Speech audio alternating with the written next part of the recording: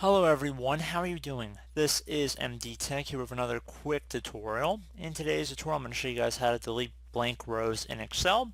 So as opposed to actually going through and manually deleting every blank row in here, I'm going to show you guys a quick shortcut of how to hopefully resolve that for you. So we're going to just start by highlighting over our data entry here. So I'm going to just highlight over the whole thing. Just this area, just left clicking on the top cell and then dragging down all the way to the bottom.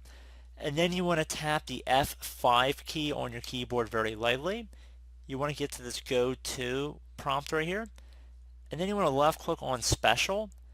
Now that you have been on the Special tab, you want to go ahead and left click on Blanks. And once you have done that, you want to go ahead and left click on OK. And you see we have a couple of blank sections that appear here. Now that we're here, you want to tap the control and the minus sign on your keyboard at the same time. So again, control minus sign, just tap them one time at the same time. And now you want to go ahead and just shift cells up. Keep in mind this is going to delete any rows that have any blank values in them. So if there's something like randomly in some of them, it's going to delete that entire row. So just be cautious of that. So now that we've realized we want to remove these blank areas, just left click on OK after shifting cells up, which is what I would personally suggest, and then left click on OK. And there you go, guys. Very simple. We just fixed that problem. And as always, thank you for watching.